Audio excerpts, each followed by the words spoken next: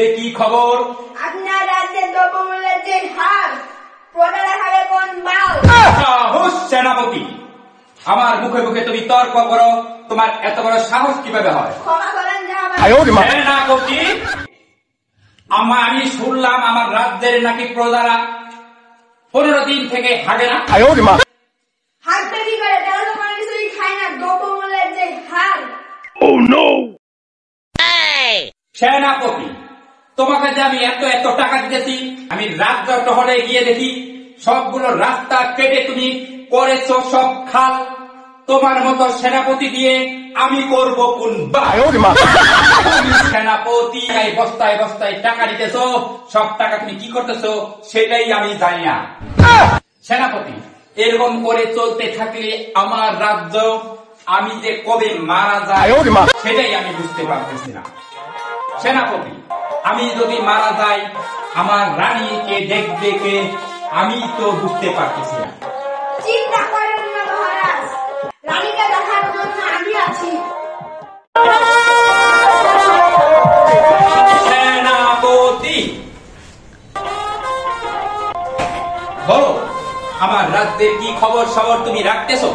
আমি শুনতেছি তুমি ঠিক মতো আমার রাজ্যের খবরাখবর রাখতেছো না। সেনাপতি, তুমি আমার রাজ্যের কি খবর ঠিক মতো রাখতেছো? মহাবাল, আপনার আমাদের রাজ্যের ওই পাড়ার জাহিদের বউ অনেক সুন্দর। আপনাকে এই খবরটি আমি বলতে ভুলে গিয়েছি।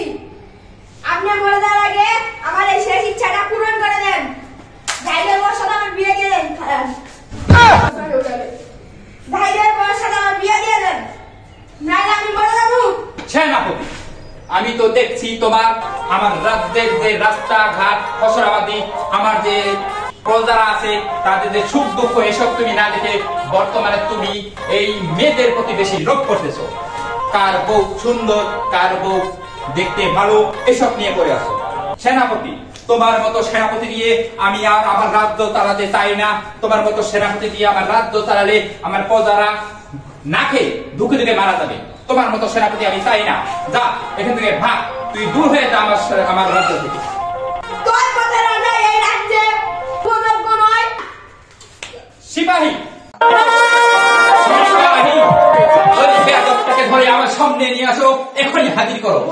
এই বেয়াদবটাকে রাখো, বেয়াদবটাকে এখানে।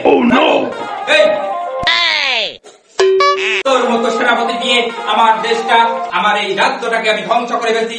তোর মতো সেনাপতি আমি তো চাই না।